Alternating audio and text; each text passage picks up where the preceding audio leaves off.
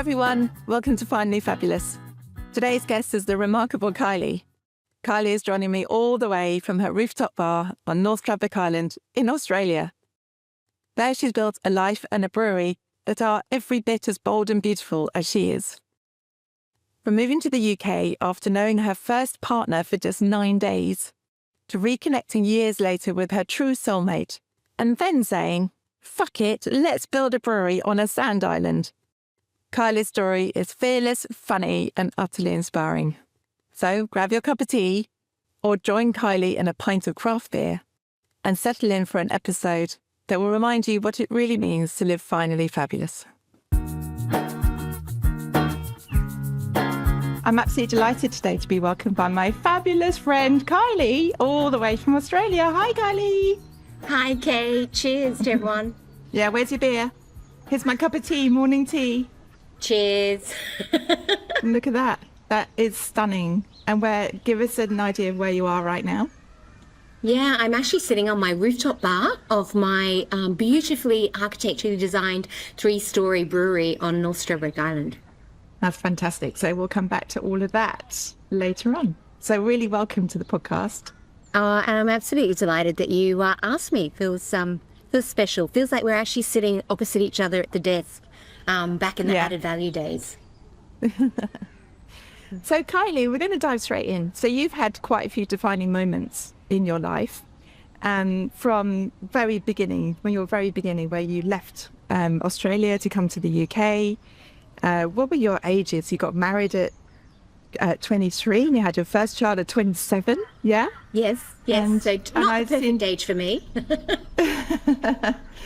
And you literally decided to come to the UK after 9 days of meeting your husband, is that right? Yeah, that's correct. Definitely impulsive is one of my character traits. And when you're 21, it feels, I've always been pretty bulletproof, and especially at 21. So the idea of packing up a suitcase and moving to the UK because I'd met this guy seemed like the perfect idea. And 26 years later. Yeah. That's where you are. Yes. And what do you think has made you so impulsive? What do you think is behind that? Yeah, well, as you know, Kate, I had a pretty normal upbringing. I had 2 wonderful parents. I've got stepbrothers and sisters, so different marriages for my mum and dad. But, very much so when I came around, they were pretty sorted. They were doing their own thing. They were older parents. And I was sort of trundling along, really happy in life in primary school. And then I started high school and they went, actually, you know what? We have decided to sell everything, retire, buy a boat, sail around the world. And, oh, by the way, you are not old enough to look after yourself, so you're coming too. Wow. Yeah. Well, what was your response right then at that time? How did you feel about that? Because you were, how old were you, 14? I was 13. I was 13. 13. And they probably started talking about it when I was maybe 12 and a half. So I had maybe 12 months to get used to the idea. Lots of tantrums. They threatened me with boarding school. And at that time, so we're talking about the early 80s, in Australia, boarding school wasn't that glamorous thing that you think of now. And it was pretty much a threat of prison or go along with them. So, but I was gutted. Yeah. I bet. Very gutted. Because you were leaving behind so much, right? Yes, I was leaving behind my first love and friends and family, my sisters as well. So, it was a big upheaval. Big upheaval. But you just got on with that. And therefore it made you feel, free? A bit more free, very independent in a way? Yeah, there's a great book about stoicism, and I only read it recently, and it just was like, oh my God, that's me. Like my outlook is very stoic. There is no point dwelling over anything that is beyond your control, and if it is within your control and you haven't done anything about it, well, more for you. And as I'm sure you'll probably tease out of me some of my other decisions in my life, you'll see that I very much die by the sword. If I haven't made that decision, then I've got to lie in my bed type thing. So, but it doesn't mean that it's not scary. No, absolutely. even sort of talking about, that 21-year-old Kylie who just went, oh, hey, by the way, I'm off to the UK with no job, with nowhere to live. I was going to live with this guy that I just met. But also I was like, if I can look at myself in the mirror and go, what have you got to lose? What's the worst that can happen? Then yeah, that's pretty much how all my life decisions have been about. And I think what's the worst that can happen? I follow that mantra as well. I mean, it does mean that, I get to this point where people are like, what's happening in your brain? Why did you suddenly go to that? But yeah, what's the worst that can happen is really helps you to go, okay, if I know where that is, if I know what that place is or what that decision is, then anything back from that is basically a bonus. So there's another defining moment where you talked to us about before, which Alice and I were talking about it again the other day, and it was just like really hilarious. One of your defining moments was, do I get divorced or do I go to university? Now that's a massive decision, and that kind of tells us what happened to your first marriage. I mean, wow. Yeah, well, I think it was in that whole sort of thing of I knew him for 9 days before I moved to the UK. But look, that might have been a clue. Yeah, it might have been a clue. But also, what we just talked about is I did my high school education by correspondence, living on a boat, never knowing where the next 3 months, which port we were going to be at. So it was, my test papers were care of post box, such and such. And as a consequence, I just finished my GCSEs, and then proceeded to do the world. And also, I think in the 80s we were really good at making sure our CV reflected who we wanted to be, not actual truth. So, there was a healthy dose of and big perms as well. And big perms, yeah, big perms, big earrings. I still do the big earrings. Yeah, and why not? Yeah. So it was So then fast forward, I've had 2 beautiful boys, which are my absolute inspiration in my world, and I also had a marriage of 12 years, and it was a case of okay, kids are starting to be, and I was a stay-at-home mum. So I had started a career in London, but then fell pregnant, and again back in those days. And so we're now talking about mid to late 90s. In London there was no maternity leave. It was, okay, you've got 3 months and then you have to come back to full time. So there was no options. And, when you have this firstborn, remember what Alice was like when she was born, you feel that they're your world and you have to do everything for them. So I then stayed at home. So I stayed at home. I was a great full-time mum, and they were some of my best years. I absolutely, without a shadow of a doubt. And it then came to the case of, okay, they're at school now. There's a lot of free time. I finished my A-levels. So I did A-levels at adult education at the local sort of, I don't know, TAFE or whatever our equivalent is in the UK. And then it was a case of, right, am I going to university? And I knew that if I did university, then I would need to be supported again. And I didn't want to be. I didn't want to be supported. Okay. Yeah, I wanted. You wanted that independence again. I wanted that independence, and I wanted Kylie Taylor back, because I also changed my name as well. So I really wanted to. I was finding myself. So I was early 30s, maybe 31, and I was just like, oh, okay. And you know what they say, what were you like in your 20s? What were you like in your 30s? What were you like in your 40s? I mean, and so it was from my 30s. It was like, okay, this was a hard test. I didn't want to go to university because I didn't want to be supported. Why didn't I want to be supported? Because I was in a loveless marriage. Yeah. So just momentarily, I'm going to say to you, what can we hear in the background? Just tell us about some of the birds that we can hear behind you. Well, you can actually see that we're going into a beautiful twilight. The sun is now set. And we've got some crows in the background. So just is that what it? Yeah, so just like the UK, we've got the crows. Ours are massive, absolutely massive. Of course. And it's funny, I hated crows. I hated the sound of them. I hated what, everything in my mind I thought represented. And I've got a gorgeous friend, Bobby, who, again, was one of the people that I left behind when I moved to the UK, and we've reconnected. And, oh, my God, it's just amazing. Like nothing ever. Sisterhood. That time. Sisterhood, definitely. Yeah. And I said, these bloody crows. And she goes, why do you see crows as being horrible? Think about all the great things that they are. Actually, I really like crows. And ever since now, every time I hear a crow, I think of her. So I think of her, and then I think, why not? She does. I think of her for lots of things. Generally, whenever I'm sort of pouring one of these. But yeah, and I guess so. It's about perception. And we can also tell ourselves something different as well. But yeah, we've got crows, and we've got cockatoos, and we've got galahs, and this is a beautiful time. Wow. Yes. Okay. Well, that's enough of making us feel jealous. Then you came to Added Value, and that's obviously where we met. And it was, Kylie, as a fantastic ball of energy, arrived at Added Value going, right, I'm here. Tell me what I can do and what can I learn and what am I doing and where am I going? And for me, that really felt like, you were just open to learning and sucking everything in that you possibly could. Did it feel like that?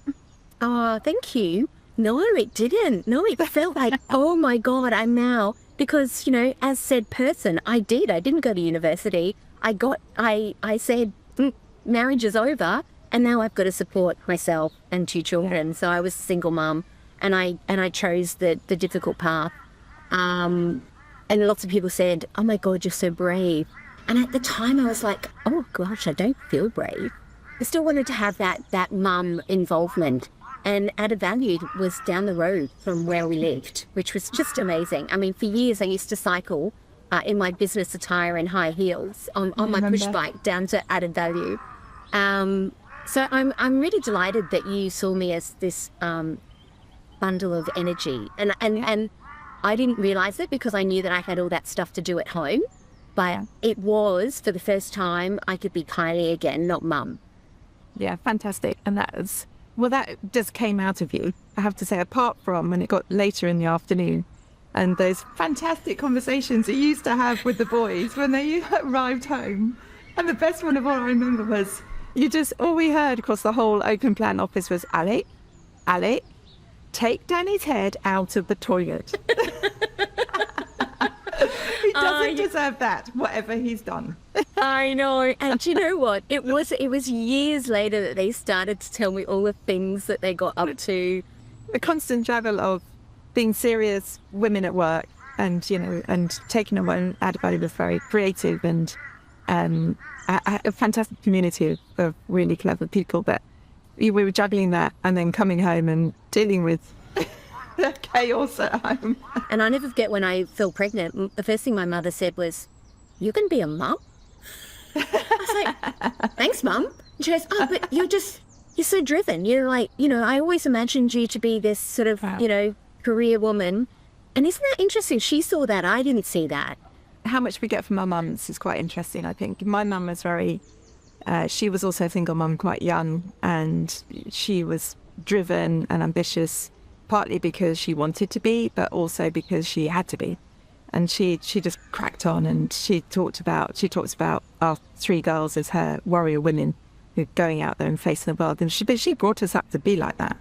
And we had to fend for ourselves, and that made us quite independent. And, your mum made certain choices, in some ways, certain selfish choices in a way that made you, give you your own independence. Remember that said 13-year-old that was taken out of school, put on a boat, and left her friends and her first love. Well, that first love is my husband now. Yay. My absolute, my soulmate. And he was my soulmate. And he really is your soulmate. And, just from the outside in, you can just see how much in love you are. It's just instinct. It's just an instinctive love. I mean, it's something that, is very, very precious. Yeah, no, totally. And we sometimes sort of sit there and think, what would have been, if we'd been that boyfriend and girlfriend through 15, 16, 20s, kids, mortgages. So, yeah, who knows, crystal ball and all the rest of it. But I think somewhere deep down, I just know that we would have done it. We would have done it with bells on. Because talking about when we reconnected, I was living in London, he was living in Australia. And because he's Australian, remember, we went to school together. And So we reconnected, and because of my boys were of a certain age and they hadn't started university, I felt a duty of care and deep love, actually, not a duty of care, deep love, that I needed to still be there.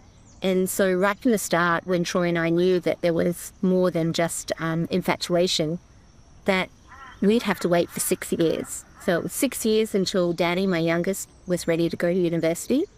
And so that was 6 years of a long-distance relationship, Australia to London. And every time I would come to Australia in those 6 years, we'd come to Straddie, North Stradbroke Island, which is the second largest sand island in the world. Incredible. And Troy was in love with this island from his early teenage years. And I always knew about it as an Australian. I knew about the island. But interestingly, also the boat sort of, presence of being on a boat. And you would have thought that my parents would have come here a lot, but they didn't. So it was a new island for me. So every time I'd come to Australia, we'd come to Straddie, and it was our escape. It was our place of peace. We could be whoever we wanted to be. And we did that for 6 years. And then when I moved over, we got married here. You and Alice came to the wedding. But I remember the long distance relationship that you had with Troy.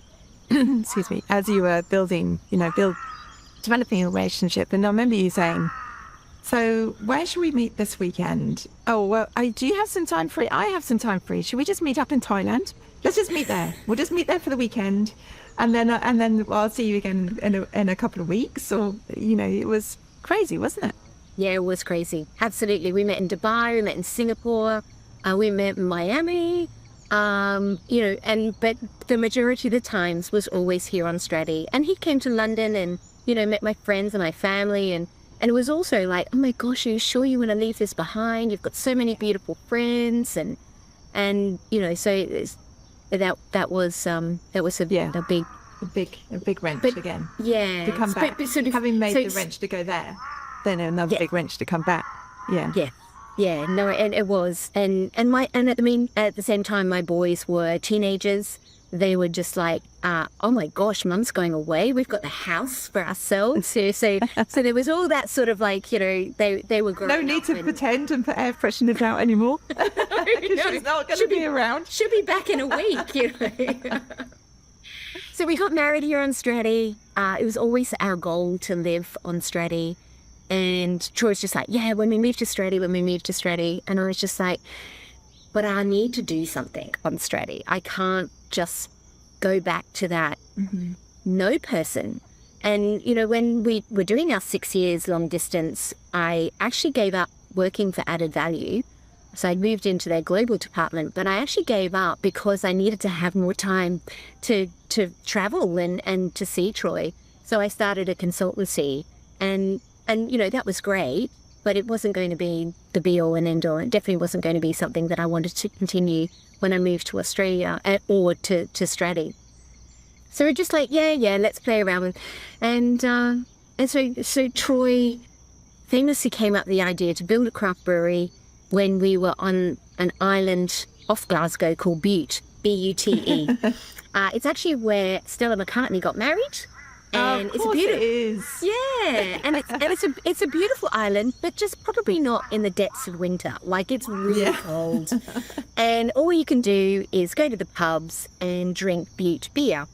And we did the brewery tour, and it was fine. I didn't sort of think anything of it.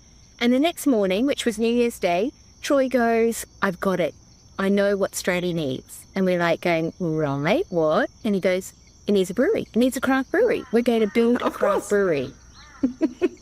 And that was the start. And that was the start. And really, he came up with the idea, and you made it happen. Yes. The partnership just really works so well together. Yeah, absolutely. And it was I never underestimate the power and the love that he has for me, and that gives me strength. Like it literally. Right at the very beginning when we reconnected and he used to write me poetry and we'd write to each other every day via email. And I used to say, don't put me on a pedestal. I'll upset you. Don't put me on a pedestal. Yeah. But he's still, and it was my fault, me sort of thinking that it was a pedestal. And actually what the realization was is just, this is the first person who's truly, utterly believed on my potential and what is possible, and is prepared to be right there, behind me, beside me, in front of me, but only so I can step on his shoulders. That's incredible. Because let's face it, you do need to step on someone's shoulders. Okay, the heightest jokes. I knew it wouldn't take too long for the heightest jokes. Yes, I'm 5'3" and growing. I mean, it's just so special, and it's it's just such as to have that kind of foundation of a behind, like literally for you to stand on, as you say. That there's I'm going to do this foundation so that you can stand on it and you can be the best that you can be, and I know that you can be. That kind of just unending support is means so much, and that's allowed you to now go and be in the brewery that you are now, and celebrating, as you say, 5 years, 3 years opening of the brewery. You celebrated recently with rooftop bar celebrations and a band, and you had all the community there. That must have been so special because you really have built something that's part of the community there, haven't you? Yeah, no, thank you. And Troy and I have to remind ourselves of that, because we're still, as you ask any small business owner, you are so involved in the nitty gritty, and your head is always down, and you're always looking for the next problem to solve, that you very rarely smell the flowers. Or the beer, or the hops. Oh, beer. And yeah, so but also you have to remind yourself, sorry to interrupt you, that you had to do that right from the start. So because it was very hard, wasn't it, to set that up on the brewery, on Straddie? Yeah, no, it was. So we thought, so we did this during COVID. So luckily our doors weren't open, but we definitely had the land and the architect and the builders and all the approvals, and we had our brewer on board, who is our third business partner, and we had all our brand. I've done all the branding, so we had all of that ready before COVID, and COVID happened, and that was just, I'll never forget. It was early March, and had just sent off the contract for the valuation so that we could get the bank finance to build this thing, and the valuer came back and said, I can't honour this contract. And I said, oh, what have we done wrong? Where have I not filled in? He goes, no, he says, there's this thing happening in Wuhan. It's got everybody spooked. So we've actually had we're not doing anything. And I went, oh, okay, I'll call you back in 2 weeks. Surely it can't be that bad. Surely, exactly. Come on. And he was out. And it was interesting, actually, because not a couple of weeks beforehand, I'd actually flown back to London to see my boys and catch up with friends. And on the flight out was completely fine. And on the flight back, stopping at Singapore, we were being sprayed. Everybody's wearing masks. And it was just like, whoa, what is this? And then, of course, everybody has their own stories about COVID. And I was literally... How fast, wasn't it? Really how fast. And also, the fact that when I decided to move back over and spend my life full time with Troy here in Australia, one of the things I told myself that it was going to be okay is because I could still fly back every year to see my boys and catch up with my friends. And COVID happened, and we didn't fly for 3 years. Absolutely. One of the biggest things that struck me when you were setting up the brewery and all of those hurdles and everything you had to go through was then... Because Straddie is such a special island, and it's built in such a special way, and the community is such a massive thing, that you had to speak to 19 elders, I think it was, in order for it to be approved on the island as well. And I think that story is incredible. Yeah, and it's about doing things the right way. So why did we start this venture on Straddie? Because we love Straddie, pure and simple. And we wanted to give back to Straddie, but we wanted it to be bigger than us, and also the brand bigger than the island. So everything has to be done with authenticity. You set the bar really high, and that's where you're going. And you strive to get there because you made the decision. You set it high. No one else told you that's what you had to do. Either of you two. That's what you two decided was important to you. It's important to be authentic. It's important to make something bigger than the island can be. And that gives you courage. When I look at myself in the mirror, I have to be able to be happy with who I see and go, did I give it as much as I could possibly have done? And am I being truthful to myself and also what's possible? So we had a lot of community consultation. I'll be honest, Kate, not all of it ended up being where we needed it to be. Mm-hmm. And that's about prejudice and potential. We're an alcoholic industry business. And we have a good population of Indigenous people here. Respect them all hugely. But, the story of Australia and alcohol is not a good one. So I understand the aunties when they say, not in our town. And we're not a dry town, so we're not, there's no those stipulations. But you have to respect people's viewpoints. And you also have to feel that you're not going to convince everyone, but that's okay. We've got a beautiful lady that works in our kitchen part-time. She's in her 70s. She is just my absolute, I want to be like her when I'm in my 70s, definitely. She's super fit, super driven, but she's now in her golden years. And she hugged me the other day and she said, thank you.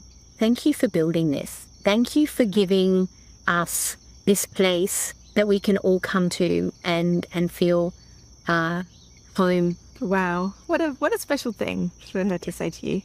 Yes, it is. And also, for the first time, I think, now I'm approaching, I'm 57, just turned 57. And so I'm like, wow, I feel really proud of what I've achieved. And that's no denying. I feel incredibly proud to be a mum of two amazing boys. And that is really special. And then not so proud. I've been married a few times, but hey, I've got my soulmate now. But I am still realizing my potential, and that's really exciting. Yeah. And you should be proud of yourself. And if you think back 10 years, what would you have said to yourself 10 years ago, do you think? So if 40-year-old Kylie said, oh, okay, so you're going to be the CEO, or what I like to call, my job title is Chief of Everything. And that really is like, I know how we make a barbecue brisket slider. I know how to fry chips. I know how to unblock the toilets. And I also am there on canning day as well. So yeah, 40-year-olds, if I'd said, oh, you're going to own a craft brewery, I would have just gone, you're mad. Do you remember the days of Adam Valley when we talk about FMCG? Nobody wants to be an FMCG. And oh my God, I've created not only an FMCG business, but a hospitality business. As well, double whammy. And on an island. Oh yeah. Just to have the balls to go, you know what? It's your fuck it moment. Fuck it. Definitely. And it is about don't get stuck. Don't settle for the status quo. And I've never done that in my relationships, and I won't do that in business. So it's about, if you don't have the answer, find someone who does, or find someone who can help you with that answer.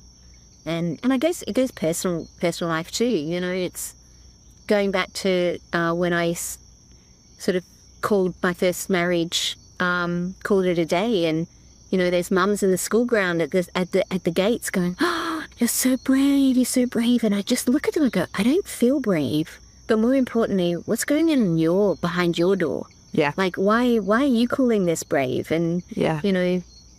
That's a good point.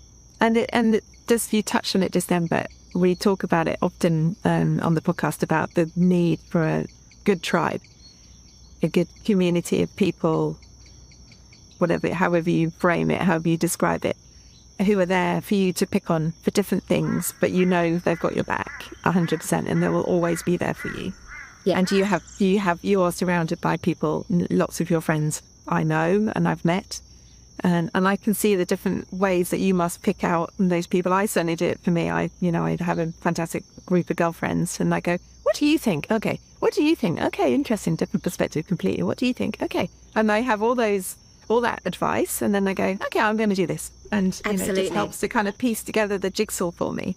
Yeah, and I have girlfriends that are uniquely different to each other.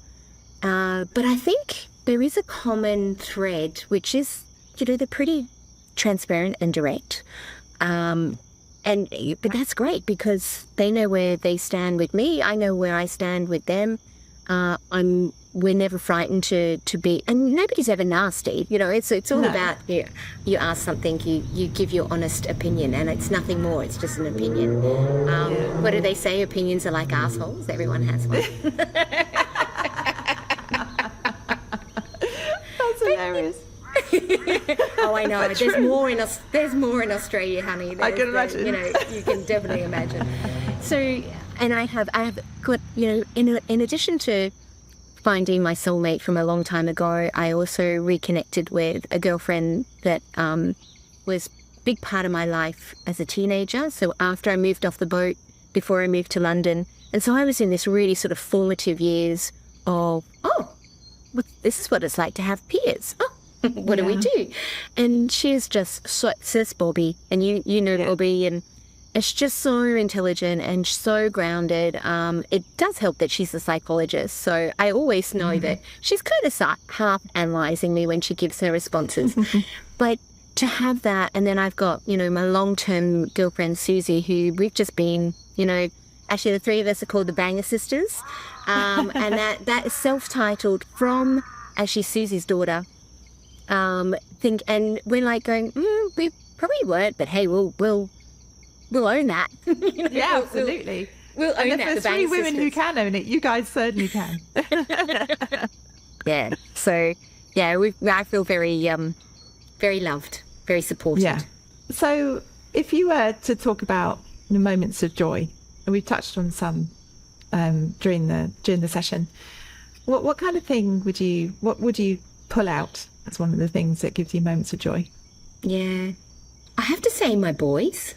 And sure, they make me go grey as well, but that joy of, their first moments, I think, when graduated, when Danny first tread the boards, he's an actor. Yes. With, especially Danny, like just going, I'm just going to follow this career, and you're going, and it's not my place, it's not my right. No. Just because I gave birth to them, it's not my right to tell them what they can and can't do. And so I've supported, and the same with Alec and everything that he's done. His goal was to play football and be paid for it. And you know what? He finally achieved that. Amazing. Didn't say what standard the football needed to be, but when he said to me, "Mum, I reached that goal. I had that goal, and I reached it," and I just go, "Yes." So that absolutely gives me moments of joy every day. Yeah. Yeah, my husband, for sure. My friends, walking the dog on the beach. And what a beach! And what a beach! Well, we've actually gotten. I mean, the whole island is a beach. The whole island's a beach, but we've got quite a few to choose from, and depending on which way the wind goes, there's always a beach that's calm, and that gives me joy. But the power of nature is something really to be reckoned with, and I get joy just at the moment. We are surrounded by beautiful autumn, and it's beautiful sunshine, and just walking through the woods with the sun shining through the trees. It's just so beautiful, and it just really puts everything into perspective. And it's just so important just to get out into nature, and just don't forget we spend so long now just sitting inside and working, and it's really important just to get out and be and fill your soul with joy again. It's really easy to achieve. So what would be your kind of takeaways to our listeners? What kind of things would you say to people to bear in mind from the Kylie world? Don't listen to performance reviews. Hopefully they're going to be scrapping them soon, because come on, surely. It's one of the best things of having your own business is never having to go through a performance review again. Although we obviously we are probably much worse with ourselves than we are sitting in front of a manager. And so from that, it's like, follow your gut. Your gut is so powerful. Be kind to yourself. Yeah. Be kind. I don't think we're kind enough to ourselves and to other people. I watched a really good interview with Jacinda Ardern, who was the Prime Minister for New Zealand. Yes. And she's doing a tour at the moment, actually, as well. She is. So this interview was her, and she's in London. And I want to just follow everything that she's doing right now. And she was saying that, there needs to be more kindness in the world. And I think as a leader, she was definitely kind. So that's genuinely what, kind.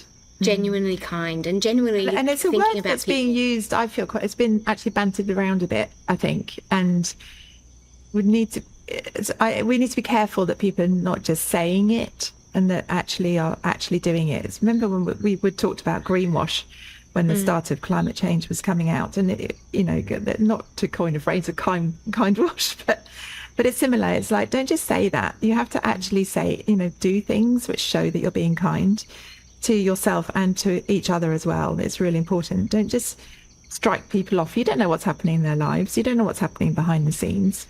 There's all sorts of things that are happening in our world that we can see, but there's a lot that we can't see. And I think we need to really be aware of that. Yeah, so be kind to yourself, be kind to others, and assume positive intent. Sometimes communication breakdowns, especially in business, is, we don't actually go, well, what you said, what happened to them today for them to say that? Or what's going on behind there? Or you just go, maybe I'm having a bad day and I've heard that differently. So assume positive intent.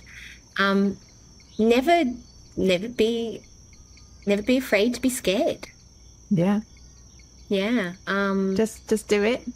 Go for it. Yeah, just do it. And make sure that, if you don't know it, find someone who does, who can help you. Bring them into your tribe. Yeah. Bring them into your tribe, definitely. And make sure that you've always got a straw in your glass. And preferably an umbrella. Yeah. Well, thank you very much. There's some fantastic things to take away there from the world of Kylie, and small businesses and, everything in between as well. So you're now shadowed in darkness and we're now shadowed in brightness, one end of the world to the other. Yeah. Thank you, Kylie, so much for sharing your life story and where you are today. And just wish you all the best in Straddie Brewing Company. And here's to more award-winning beers. Thanks so much, Kate. And cheers to that. Yeah, cheers to that. My tea's gone cold now.